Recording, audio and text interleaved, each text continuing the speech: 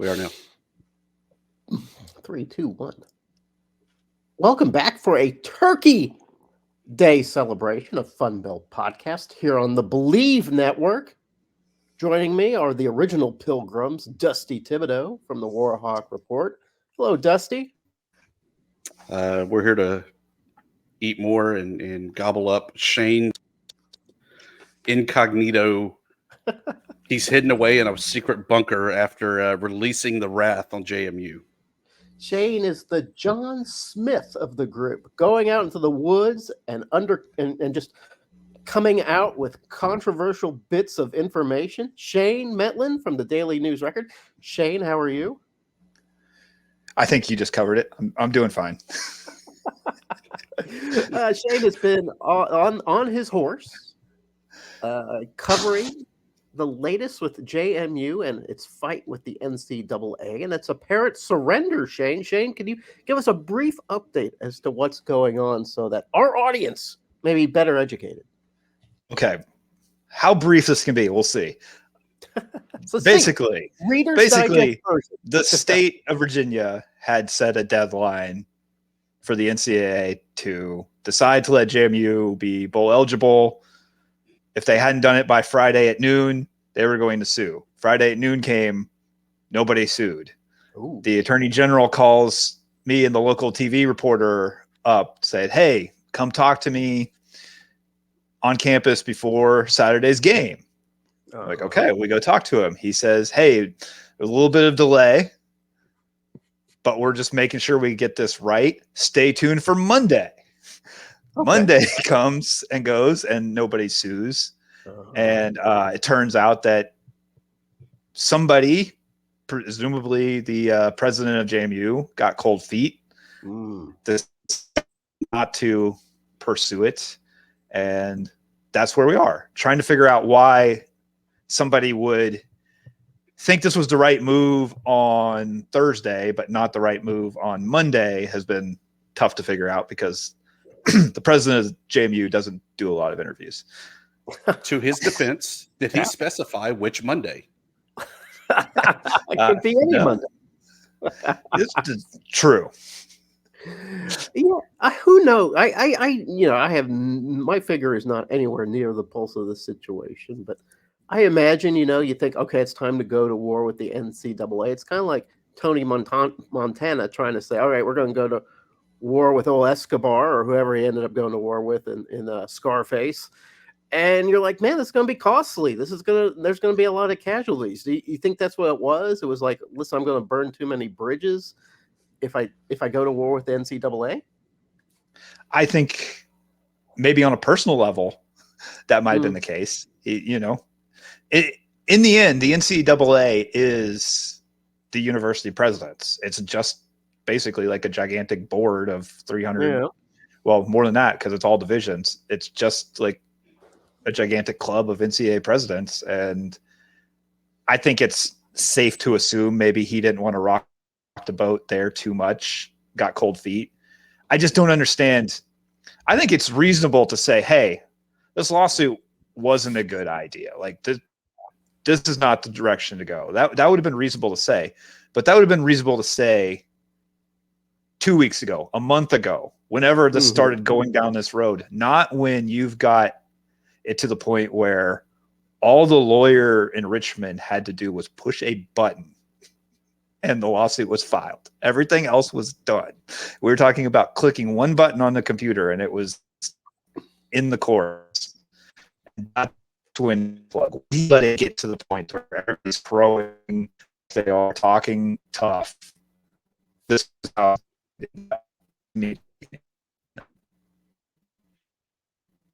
I think Shane's satellite communication from his secret back cave has gone down there. But I agree with him. I mean, it's one of these. If you're threatening it, Jeremy, you got to stick to your guns. You got to pull the trigger, right, wrong, or indifferent. You threatened it, you got to do it, right? I mean, it's kind of like when you have your kids, right? You say, "Hey, you do this, this is going to happen," and if you don't follow through, quite truthfully, bad things or even worse things happen later on because they don't believe that you actually have the kuyons to pull the trigger. Well, we've seen in society as of late that threatening lawsuits and saying you're going to go take people to court has been sort of a way of life, especially on social media, when you can just say, "Yeah, we're going to take you to court," and then somehow it doesn't happen, or something changes behind the scenes.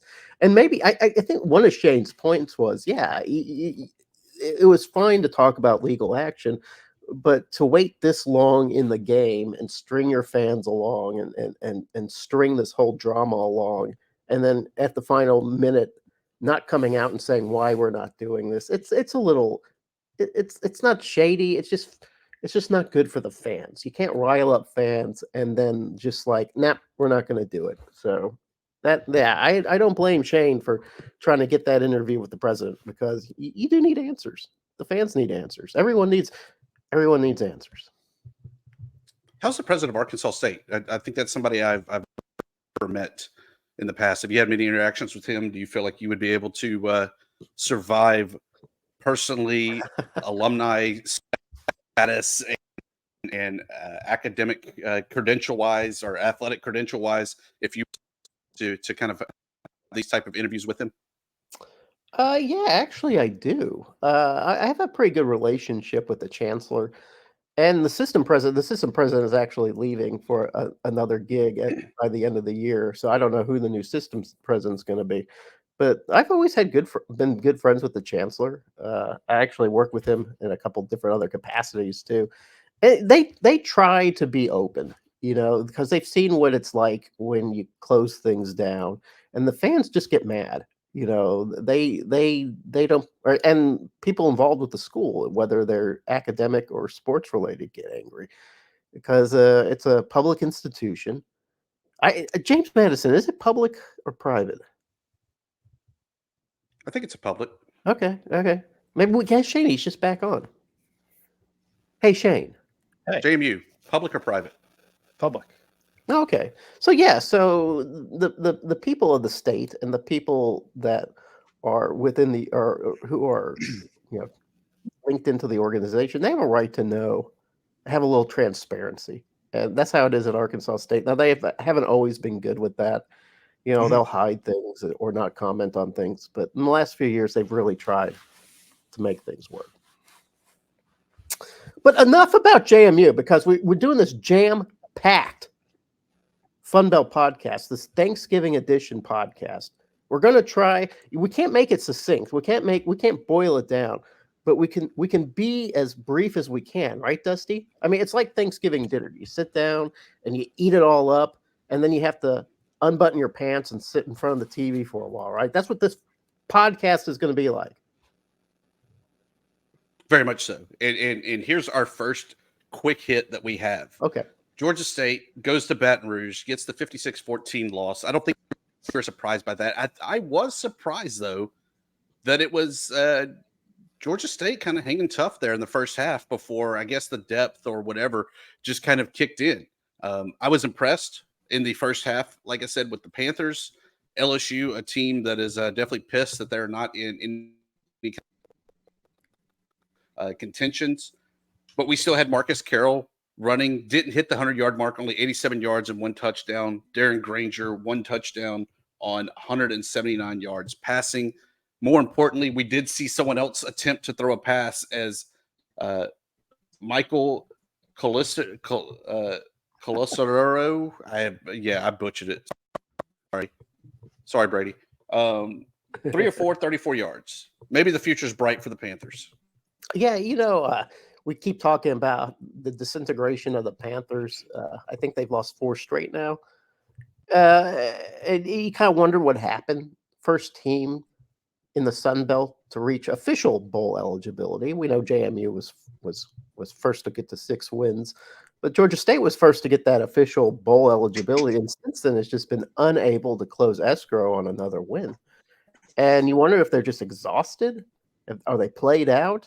You just don't really understand. Now, going up against LSU, that's not really a fair test. And yeah, they looked good that first quarter and a half or so, and then things sort of fell apart. But yeah, actually, Dusty, it's not a very good out of conference slate last week for the Sun Belt. Maybe we should dive into that a little bit too. Yeah, I mean, another game that was impressive in spurts. Mississippi State, Southern Miss. Southern Miss definitely gave them a fight in the first half. You never pick against a team that just fired their head coach. And so Mississippi State able to tally 382 yards of total offense. Southern Miss struggled with just 246. Frank Gore with a incomplete pass and 66 yards rushing. Definitely not a great Frank Gore type of game. But what did we really expect coming out of this game? I mean, did we think that Southern Miss, with all their struggles, that this was going to be the game where they finally put it together, as opposed to an emotional Mississippi State team just fired their head coach? They're looking ahead to the Egg Bowl and trying to make sure that they get that game to ruin Ole Miss's season. Did I leave anything out on that game? No, the one thing though that I did expect Southern Miss to play a good game, simply because Will Hall's trying to salvage a season that was very disappointing, trying to get his reputation back. They were hot. Southern Miss came in pretty hot. I think they won 2 straight before getting into that game. It's an in-state rivalry that probably matters more to Southern Miss than it does to Mississippi State. So I wasn't surprised when the score was close. Now Mississippi State, I think, scored 18 points in the fourth quarter to seal that game, and the final score did not look anything like the close game that it actually was. But yeah, that was probably of all the Sun Belt versus SEC that we had last week in the Sun Belt, that was really the only game that was worth really paying attention to, right? Yeah, I think so. And of course, the Warhawks went to the Grove to play Ole Miss 35-3. They did cover. Yeah. But it was an ugly game, even by Ole Miss standards. Sure, they racked up almost 5 yards of total offense, but they did not look good at all. And it was 7-3 at the half. And then, as we've seen in the past, where ULM, that defense just on the field too much because of the consistent 3-and-outs there of the offense, just really unable to get anything done in the second half as they wore down. Ole Miss able to score 28 points in the second half, 21 in the third. Jackson Dart, 24 of 31 for 310, 3 touchdowns. It was not a good Warhawk showing, but it sets up that they now get to play spoiler this upcoming week against the in-state rival Louisiana Lafayette. We'll talk about that game a little bit more, but that closes out the non-conference SEC portion. We did have one other non-conference game as Coastal Carolina went to upstate New York, fell 21-28 to the Black Knights of Army. Did you get a chance to watch any of that, Jeremy or Shane? I didn't get to see it. I saw that Jarrett Guest was brought back out of the emergency tent, the injury reserve, and took the place of Vasco and came out, and I think he threw for 3 touchdowns. But no, I didn't get to see the game. I don't know where the disconnect happened. I do know that the Knights were hot. I didn't see it, but Tim Beck's Monday press conference was wild. I was shocked by the score until he explained that Army went back to the triple option with no warning and they had no preparation for it. So basically, as Tim Beck was saying, a lot of times people spend weeks or months or an entire offseason knowing they have a triple option team on their schedule, and they try to game plan for it between the first drive and the second drive. Yeah, no, I think that's pretty evident there that Army time of possession just about 40 minutes of the game, Coastal Carolina 20. When they never give up the ball, it's kind of hard to, unless you're making those quick stops, it's kind of hard to play catch up when you don't know if and when you're going to get the ball back offensively. In the Sun Belt Conference action, we had a shutout. South Alabama actually showed out 28-0 over Marshall. Marshall, I think, is done. Yes, I believe that they have hit the 6-win mark. I don't think that they're going to get another one. Rashida Lee held to 55 yards rushing on 16 attempts. Cole Pennington, 3 picks, 159 yards. But South Alabama was hot, man. Carter Bradley, 2 touchdowns. LaDamian Webb, 117 yards and 1 touchdown there. Colin Lacey, 9 catches, 126. This is the South Alabama team we've expected to see all season long, and they're just now showing up. Yeah, it does say one correction. Marshall has not hit the 6-win mark. In fact, Well, they should have. They should have. They should have, yeah. Especially after starting the season 4-0, you would think that would have happened. But no, they're still fighting for that last win. But I don't know if I don't think they're going to get it. I got a note from Craig Stevenson after the game that just said, "By the way, Marshall's just bad." So yeah, that really sums it up. And we should, South Alabama should sort of be congratulating themselves for pulling themselves out of the rubble of this season. I saw that defense firsthand when they played Arkansas State, and that defense is just fast. They move really quick. They're probably the fastest defense that I've seen Arkansas State play.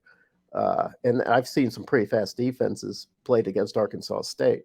So they've got all the tangibles, Dusty and Shane, to have a winning season. I don't know why they're only 6-5. And Marshall is pretty much just kind of ready to go home, I think. Yeah, I can confirm that Marshall does have 6 losses because everyone in Harrisonburg is watching that closely. They're rooting for the Red Wolves and the Warhawks next week. So this week. So yeah, Marshall does need another one. The game that I thought was going to, it turned out to be a lot closer than I thought it was going to be. Troy 31, Raging Cajuns 24. I think the one difference here was really that Troy defense, 5 sacks, accounting for a loss of 33 yards, because Chandler Fields, 282 passing, 3 touchdowns, did throw the 1 interception. The run game also was not really going, as Jacob Caboti held to just 23 yards. Thoughts on this game, as Troy really showed that it's that defense as to why they're so good? Well, one, just looking back at the Cajuns, that run game has really kind of suffered in the last few weeks. I mean, that's what they were known for. And for some reason, they've been held to under 100 games for a couple games now, and you kind of wonder what's going on there. I know Fields is kind of a different kind of guy, likes to sit in the pocket and pass. I mean, he's just a really good passer, so maybe that's part of it. But yeah, Troy, Troy is just kind of one of those teams that sometimes like kind of relaxes a little bit, and then they get into some trouble. And which surprises me because John Summerall just doesn't seem like that kind of guy. But maybe he's not been able to put his intense culture as much. But yeah, just another win for Troy. It's just going to be smooth sailing until the FunBelt Championship. Yeah, I agree. Troy's just kind of one of those teams that you expect to win close games. You expect them to play close games, and you expect them to win close games. And that's basically what they've done over the past 2 years. So not necessarily a huge surprise to me. We've talked about, the Cajuns kind of emerging here in the second half of the season, even with all the quarterback shuffling. So that one went maybe about how I expected it to. I feel like the afternoon games got weird. and it started off Old Dominion. I have no idea how they won this game. Yes, I know last second field goal, they got it 20-17 at Georgia Southern. But if you look at this game on paper, you look at the box score and looking even at the highlights, there's no way Old Dominion wins this game. They gained the Eagles by 4 yards, did not have the ball as much on time of possessions. They had way fewer tackles for loss, so it wasn't necessarily the defense, but somehow averaged 5.5 yards a play, giving them just enough to get the win and get to 5 wins. Yeah. And here we are, last game of the season, and the Monarchs could be bowling. And this is after everybody agreed. I mean, we all agreed, right? Tibbs, wasn't I there for this? We all agreed. In the preseason, ODU was going to be the worst team in the FunBelt. And here they are. The weirdest team in the FunBelt for sure. Just like you said, nobody knows how they win games. They just somehow managed to do it. They could very easily win their game next week. We'll talk a little bit about that in a moment. But yeah, ODU and Ricky Ronnie, man, those guys should be the proudest of anybody in the Sun Belt. Really picked for dead, kind of a dead man walking to enter the season. And here they are just making big wins. Yeah, I don't think Ricky Ronnie will probably get a ton of love when it comes to Coach of the Year talk, but I mean, maybe he should be at least in that conversation. I mean, it's hard to like argue against, John Summerall or Kurt Signetti or, I mean, even Sean Clark turning things around in their season. But like you said, we did not have any expectations for ODU, and they're doing this kind of despite us being right about what their weaknesses were. Like, it's not necessarily that like, oh, like, well, they shocked us by actually having an all conference quarterback or something. And, they're figuring out how to do this and win some games despite having a lot of holes in that roster. For sure. The weirdness continued. And of course, the college game day premier game of the week. Oh, App State wins in overtime 26-23, but at the halftime, 10-5. How weird was this game, Shane, as you watched it in person? And also tell us about that game day experience and how many pictures did you take with Herb Schreck and Pat McAfee? I didn't get any pictures with those guys, actually. Didn't even get to talk to McAfee. He was not like one of the guys who was like super available, which is fine. But start with the game first. Like you said, 10-5 at halftime. It just kind of felt like the game hadn't started yet. Like, I mean, it was weird. It was definitely weird. It was a weird JMU performance. I mean, maybe to be expected with all the other stuff happening. You just had things that hadn't happened all year. They missed a field goal, which ended up really costing them. The past 2 weeks, Jordan McLeod was basically putting the ball wherever he wanted to and doing it under pressure. And on Saturday, like, he just was overthrowing guys left and right. He was not making the same kinds of decisions. One of App State's scoring drives came on a series where Jeremy Cromah, one of the best defensive ends, maybe in the country, certainly in the Sun Belt, he gets called for face mask twice on the same drive and gets them in the field goal territory. It was just a lot of things that the mistakes that they hadn't made all season long all kind of happened in the first half. And then they came alive in the fourth quarter to send it to overtime. And, they let it be in a position where one play where it gets into the end zone by a couple inches is the difference in the game. And, maybe didn't have to be that way for the Dukes. No, and then all credit you have to give to Appalachian State.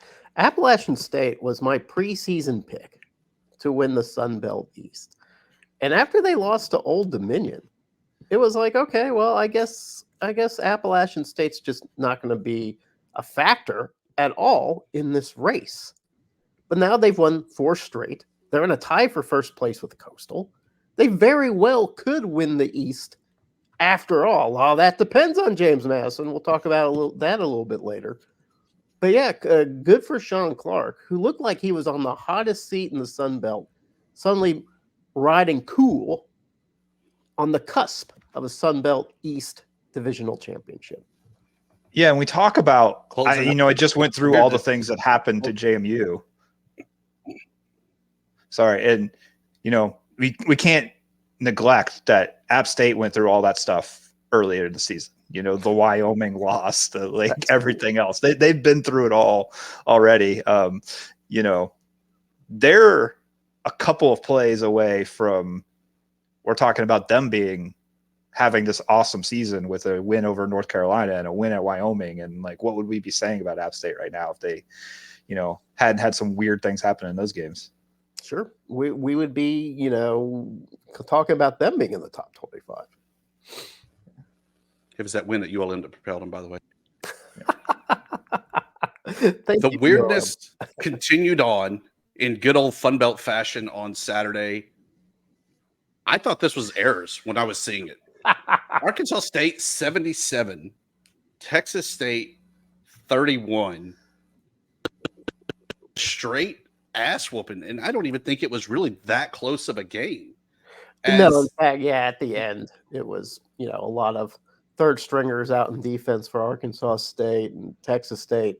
Here's the thing. Texas State, I came away very impressed with TJ Finley and Ishmael Mahdi. They're both they're both gamers. I mean, and Finley ended up throwing for over 300 yards. But they kind of just ran into a bad time to play Arkansas State. Arkansas State really had everything clicking. Texas State opened that game with their first possession with a touchdown, and it looked like, okay, this is going to be a grinder. And for about a quarter, it was close, and then all of a sudden, Arkansas State just started pounding with the run game. They had nothing to stop that, and then in the second half, Arkansas State's offense didn't get the ball for 17 minutes. 17 minutes they didn't get the ball, but they outscored Texas State 28-7 in that time. They threw two pick sixes, and Arkansas State ended up with a kickoff return for a touchdown too in that time. So it was really bizarre game to watch. So my apologies to the Boobcats for coming into Jonesboro at that time and place. It just wasn't the right time and place for you. Are we sure that game didn't take place on a PlayStation? Because that's sort of what it sounds like. It was kind of wacky. Yeah, perhaps Arkansas State comes out and scores 70 again this week. But if not, I really wish that had been the regular season finale, so we could have had the bookends of that Oklahoma game. Right. Versus the season losing 73-0. You would end the season 77-31. That would have been okay. Yeah. But Arkansas State bowl eligible. Everybody's excited in Jonesboro. Hats off to Butch Jones for patiently not listening to his critics and just kind of moving the team where he wanted to move it. And now they're looking good. Jeremy, will you go to the Arkansas State postseason game? The bowl game? Yes. Yeah. Me and my brother Rex Steele and my father are already making plans. So I'll be there. Wherever it is, even if it's maybe not the Potato Bowl. I don't know if I want to go all the way to Boise, but we'll see. Why do you hate Idaho so much? It's just a long way. It's cold. It's in December. I bet Shane and his Dukes would happily go to Idaho for the Potato Bowl, Jeremy. Well, sure. There's a lot of less fortunate teams out there, Jeremy.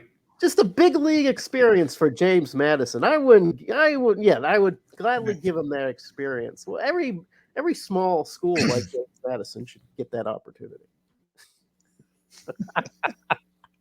So do we want to talk the finale of Sunbelt Conference action this upcoming weekend, or do we want to talk a little basketball? Was Arkansas State, Texas State? Was that our last game to talk about? That was it for last week. Yeah, wow. Well, one thing about basketball, Shane, I will say this, and I expect you to give us an answer on this. Why is everybody but JMU just sort of tanking?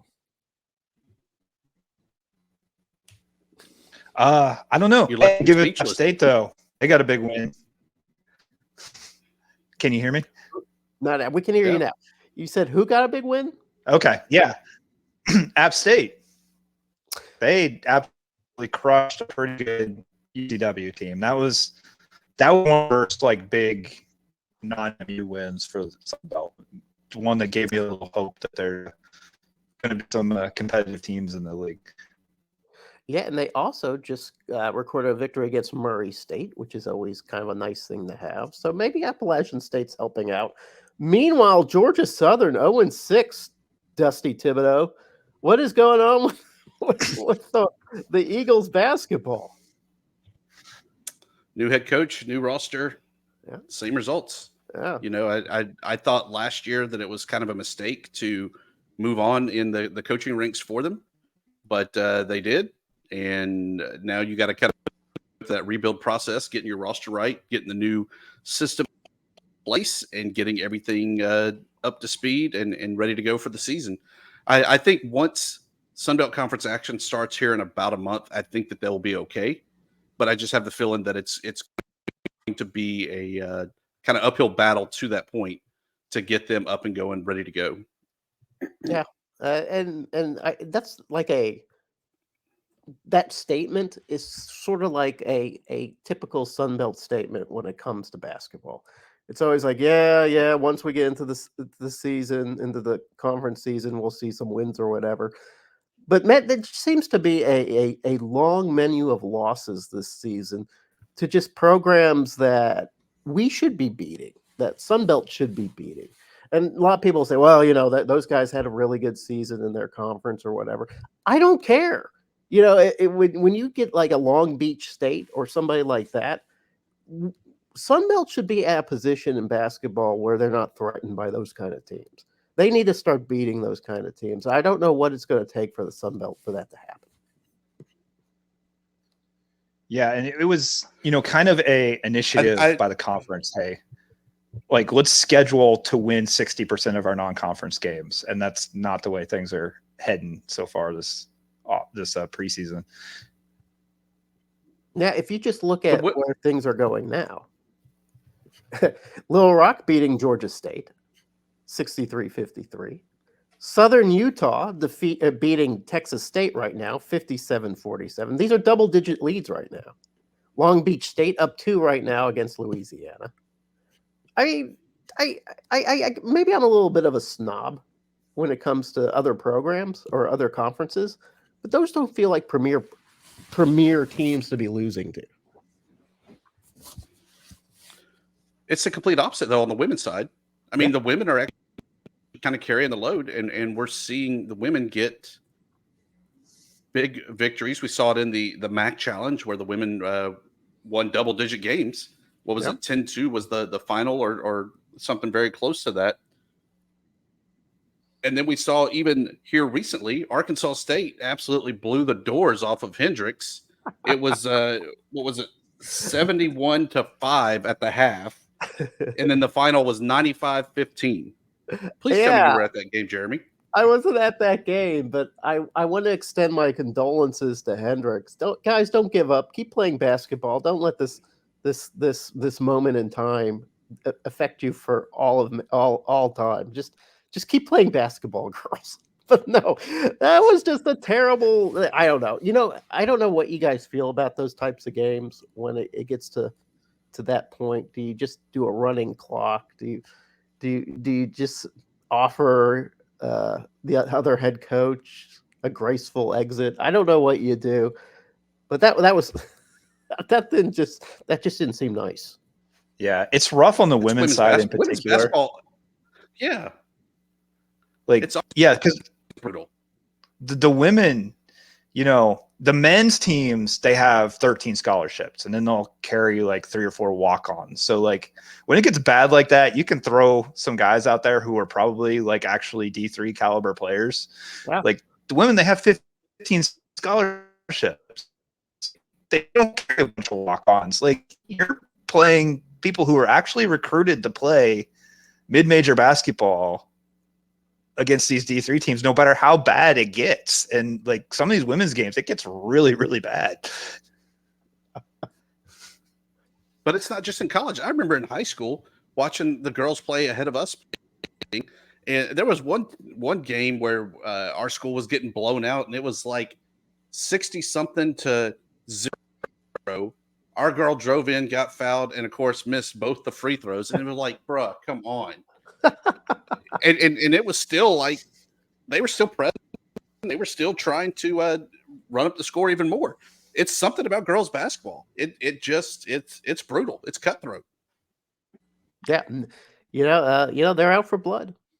Yeah, they don't give two shits. They will kill you. They will put their foots on your neck and squeeze. Just like Jeremy at a casino buffet. Absolutely. So before we jump into the finale, we had not the Super Bowl this past weekend, but the Grey Cup in the CFL. Yeah. The Montreal Alouettes hoisted the cup with 5 former Sunbelt Conference players on that team. ULM's quarterback, Caleb Evans. Ooh. Troy receiver, Chandler Worthy. Cordell Rogers of Texas State. Louisiana Lafayette kicker, Reese Burns. And Georgia State, Chris Moore. All getting the hardware north of the border in the CFL. Nice. Sunbelt rules, Canada. Yeah. I don't know if you guys have seen it as much as some of the games you've been to, but I've noticed some CFL scouts coming out to some Sunbelt games and liking a lot of guys. Like, some guys maybe are very good college players, but aren't NFL sized. So it's a good place for some of these Sunbelt guys to end up. Yep. I learned a lot about the CFL back in the day because the general manager for the Edmonton was actually from Monroe. So he was at a lot of ULM games. And so it's a different breed than the NFL, though, that you can only have so many, as they call them, import players. That is people that didn't go to college or are not from Canada playing in the league. In addition to that, they have a pretty strict salary cap, where the salary cap is not only what's on the field and what the fans see, but also the front office is included in the salary cap as well. Wow. So you might have the best GM and no product on the field, and the best product on the field and a GM that has no clue what he's doing because he's making the absolute league minimum. Yeah, you just put an intern in charge of GMing, and then you put all the money into talent, right? I guess that would work. I mean, Edmonton was pretty successful back in the day, so the guy definitely knew what he was doing. Yeah. So as we turn our attention to the finale, the last regular season week, I want to say, of Sunbelt Conference action, it all kicks off 11 a.m. Central. Troy headed to Hattiesburg to face Southern Miss. Whoa. You didn't say it. Oh, yeah. You didn't say. You got to say the words. You got to summon the I don't- gong. Just because it's the last season doesn't mean the gong isn't done too, and he's ready to call it a season as well. No, the gong is just warming up. The gong is happy for week 3. Week 3. I'm sorry. Week 13. Maybe I'm done. Say the words, Tibbs. All right. Jeremy. Yep. Would you like to play second and short? The gong. Yes. Kicking off the final weekend, Troy travels to Hattiesburg to face the Southern Miss Golden Eagles. Eagles playing for pride. Troy just really trying to get that next win and allow them to possibly make themselves even more attractive to the echelon of bowl games that they could be eligible for. And in addition to that, trying to stay healthy and trying to focus on getting the Troy Trojans ready for the Sunbelt Conference championship game coming up in 2 weeks. Actually, coming up in 1 week. Next weekend is the championship game. So what do you think is really the key takeaways for this? And does Southern Miss really have a shot of upending Troy in this game? Yeah, I was thinking about this for a while because I know Southern Miss has played pretty good football in the last 4 weeks. They gave up play calling duty. Will Hall gave up his play calling duties, and the offense seems to be running a lot better as a result. But man, after that brutal game with Mississippi State, it's the end of a long season, a losing season under Will Hall. I don't see Southern Miss just rootin' tootin' at this game. I feel like Troy is going to sort of be a little bit more businesslike, just sort of get things put together. They don't want to come into the championship with a loss under their belt to Southern Miss. I don't feel like Southern Miss has much of a chance. Yeah, I really think that this is kind of like that ULM Troy game, right? Yes, we know Troy's going to win. How much are they going to win by, and what happens? It wouldn't surprise me to see Troy kind of play down to the level of Southern Miss because we've seen before that they're capable of doing that again, but doing enough to get the win. You just got to hope everyone stays healthy so that we have a full Troy team ready to go for the Sun Belt Conference Championship next week. 1:00 on ESPN Plus. That Troy game, by the way, on ESPNU. So a little Nationals attention for that game. But on ESPN Plus, we have Georgia State at Old Dominion. You talk about a weird game. This is the weird bowl, the weird Super Bowl of the season. I can't help but pick Old Dominion because they're more weird than the Panthers and have shown that they have just enough to go to host the Panthers and to get that win going in there. Grant Wilson does his thing, throwing picks, throwing yards. Jason Henderson, double-digit tackles once again.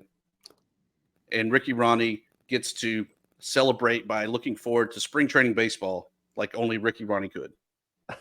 I don't see Georgia State getting up for this game either. Especially since the season has concluded the way it has. They've had some big games that they've just fallen short and bit disappointed. Why would they get up for this game? Meanwhile, ODU, they have everything in the world to win this game. And, they especially to put a thumb in the eye of all their critics who thought, man, ODU is just going to have this terrible year. They've beaten teams like Louisiana. They've beaten teams like who else have they beaten, guys? They beat Georgia Southern last week. Yeah, they beat Georgia Southern. Yeah, I mean, it made Georgia Southern look kind of bad. I know that it was a last-second field goal, but that offense should be scoring more points than it scored. It's just, I don't know it's another story what's going on with the Georgia teams, but I don't see ODU dropping the ball in this game. I see ODU just putting into another gear, getting to that bowl game, and then just sort of flipping off the rest of the conference. Shane, Old Dominion, Georgia State. Who do you take in that in our second and short? I take Old Dominion. I heard some of that conversation, even though I've been bouncing in and out of here. Yeah, they just have been, as we talk about them being weird, but in a weird way, they're more consistent than Georgia State because Georgia State's just kind of tanked it the last few weeks. I just think ODU's in a better spot right now. 2:00, as they call it on the Sickos Committee, the Bowl Eligibility Bowl. William heads to Lafayette. Cajuns looking for win number 6 on the season to become bowl eligible. Warhawks playing for pride in my season bet of +3 on the year. This just smells of a typical ULM coming in and raining on everyone's parade. Blake Murphy back in at quarterback. Chandler Fields. We saw that the Cajuns were really kind of limping along last week when they went to Troy. I think they're still limping along. It will be a little bit of an emotional game. Not only is it being senior day for the Cajuns, but the final game in Cajun Field as we know it, as we've seen it, we love it, and so forth, before they start their new $50 million renovations as soon as the final whistle blows. Yeah, this game it's going to mean more for Mike DeJormo because he really he's really straddling that line between Cajuns are back and a press release announcing for a new head coaching choice. Just when you think the Cajuns are back, then they're just not back. And I don't know what it's going to take for the Cajuns to get it through. I know that they've got the injury to the quarterback position. That's a big deal. Chandler Fields, though, is a good enough quarterback to get them through. Cajuns are a 13-point favorite in this game, Dusty. And I feel like ULM, at the very least, is going to beat that spread. And I've actually picked ULM to win this game outright.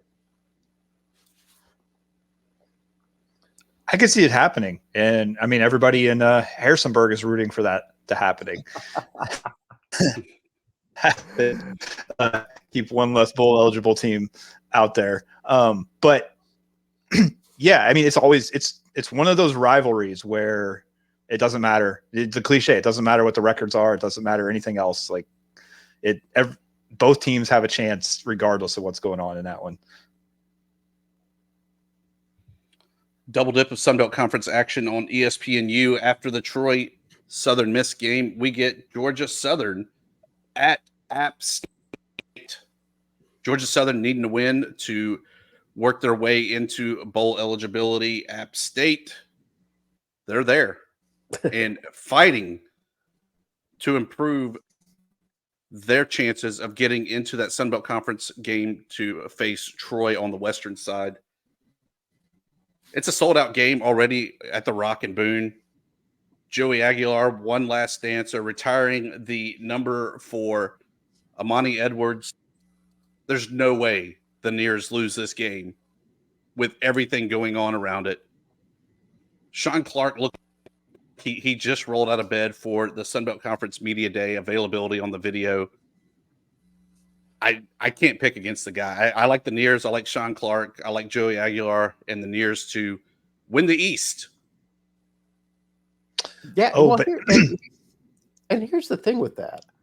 So Coastal Carolina has the tie break on Appalachian State. So Appalachian State really has to win this game. So they've got every reason to beat Georgia Southern. Georgia Southern, we were talking about this earlier, guys. There's something going on with the Georgia Sunbelt teams. Georgia State, since reaching 6 wins, winless. Georgia Southern, since winning 6 wins, winless. I mean, that's kind of crazy that it would happen to both the Georgia teams. And both these teams, before they started hitting these losing streaks, they looked unstoppable. But yeah, I agree with Tibbs. There's no way Appalachian State loses this game. They can't.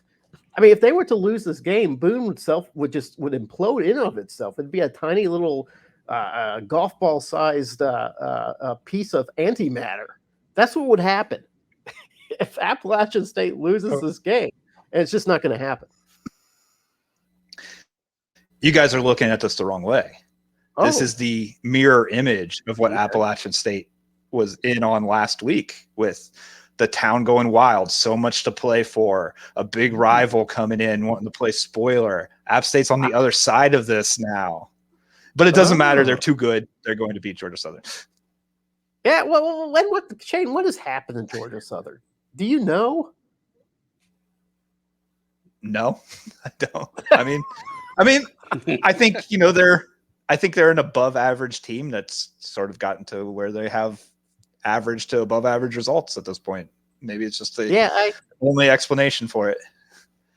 Yeah, and I think it's kind of on the defensive side, although offensively they haven't been throwing lights out either. So it's just kind of crazy. It's kind of crazy that Georgia State and Georgia Southern have really dropped the ball these last 4 weeks.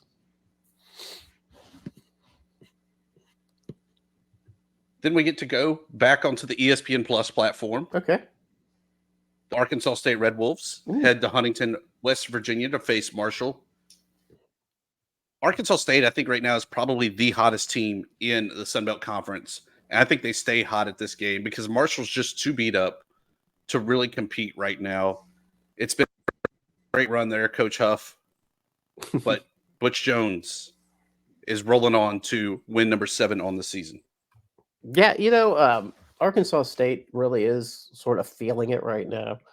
The team is actually pretty healthy. Last year at this time, Arkansas State was down to scrubs simply because all their starters were banged up and hurt. They're healthy at this point, which is kind of incredible for any football team. And Marshall's not. Marshall's hurt. They're limping. They've got some issues at quarterback right now. They just got shut out by a South Alabama team that, has great defense. I'll give them that. But, man, you got to put up some points, right? I mean, especially when you're Marshall and you still have Ali running the ball for you. I'm not sure how that happens. I think the Thundering Herd are an early 2.5 point favorite in this, but I don't see them covering that at all.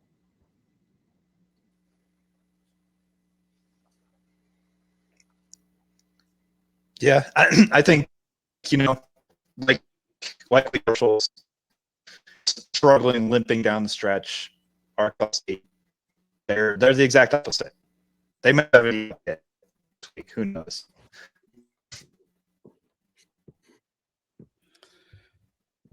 On the deuce, ESPN2, James Madison travels to the Teal Field to close out the season at Coastal Carolina.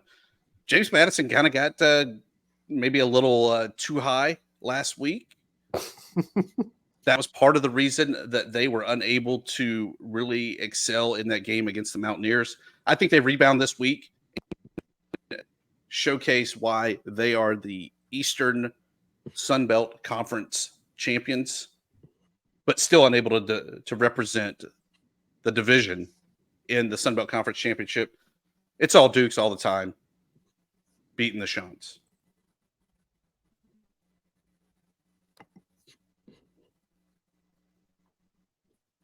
Yeah, and I'll jump in on that. Possibly. I don't know how they're going to come out, JMU, honestly. I mean, if you saw Kurt Cignetti's press conference yesterday, where he obviously had gotten some of the news of what was happening behind the scenes before it was completely out there, and like just you hadn't seen him like that all season.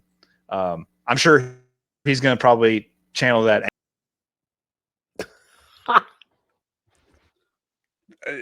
The JMU alum and the Illuminati are just pissed at Shane. His connection in his cave hideout has not been very strong. So we apologize for that. It's uncharacteristic. There's just no Metlin this week. The satellite phone is not very strong. I don't know if it's the solar flares or what.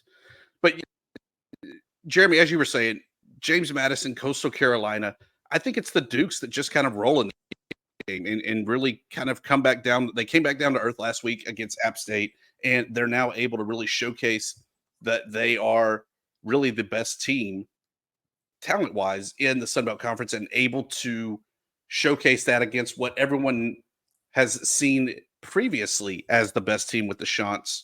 But I think the Shants' days are behind them.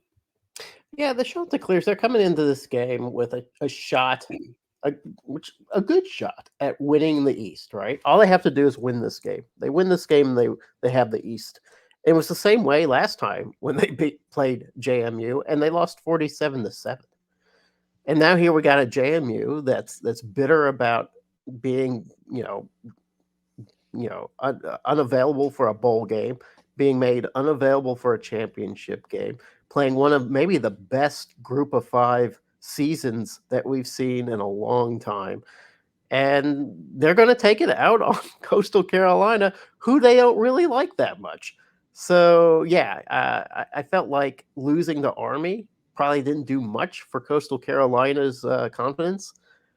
Going up against James Madison, even though Coastal Carolina will be at home, that's a tall order. I don't think Kurt Cignetti is going to allow this game to be even close against Coastal Carolina.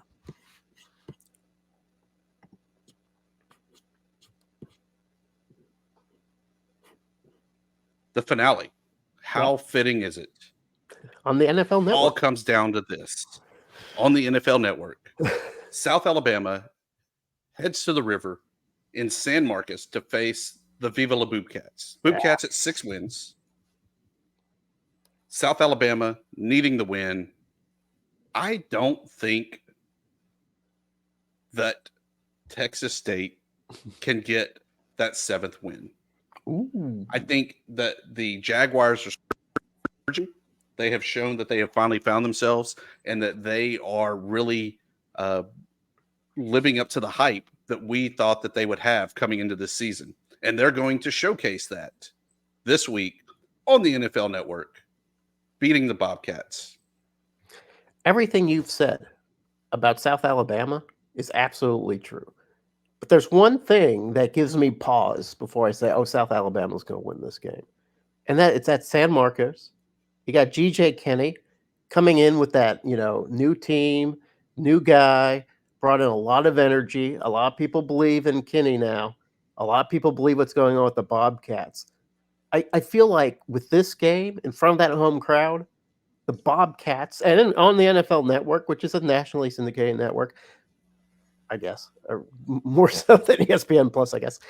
I think GJ Kenny is going to really want to show out his team, especially coming off of that 77-31 loss. I really do feel like the Bobcats have a great chance at coming away with a victory on this game. I know that USA right now is just the better team, but I don't know if I'm counting out the Bobcats on that. In fact, if you looked at my Bet Online bet sheet, you would know that I'm not convinced that USA is going to win this game. Yeah, I mean, South Alabama just cruised last week, right? Yeah. They're looking amazing, which means they won't this week, right? Isn't that how it goes? Like with South Alabama? That's my analysis. I thought you had, oh, wow. I thought there was going to be so much more. and that is the end of Second and Short for the 2023 season. The Gong loves you, Thibodeau. It's time that you start loving the Gong. I'm glad you said Gong. So with Thanksgiving coming up, guys, and we have our plugs, promos, and parting shots, I guess we should also add in there, what are we thankful for this upcoming week? Oh. as we reflect back on the year of 2023. Shane, we'll give it to you while the satellite phone is still connected.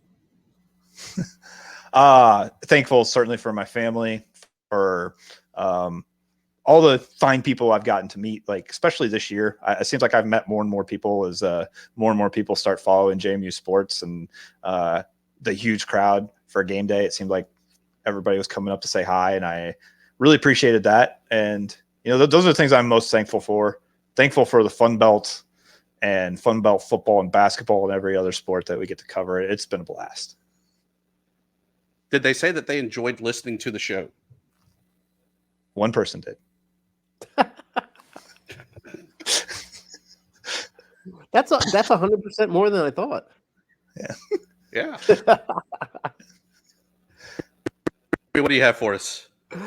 We do this every year. We sit around the table and we're forced to say things we're thankful for. It's like one of those things where as it gets closer and closer to you, you're like, come on, think of something. I am thankful. In Sunbelt terms, I am thankful that the Sunbelt has become an interesting sports league.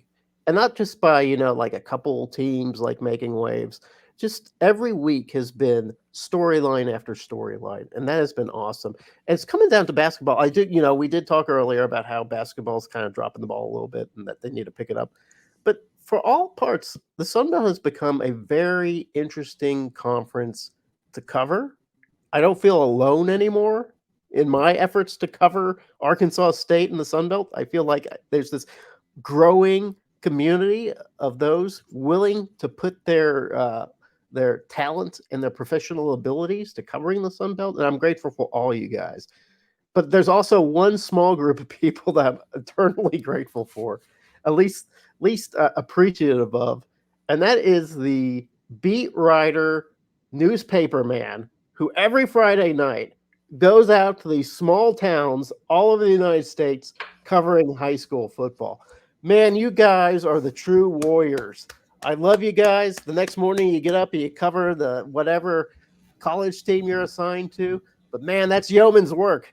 Going out into the woods, finding some football stadium, and covering some high school games. I love it. Thankful definitely for you guys. It's been a trying year for me. With the job change, making sure that we kept the show going and everything in between. So definitely thankful for y'all. Thankful for our 6 listeners that we have, including the one that Shane found.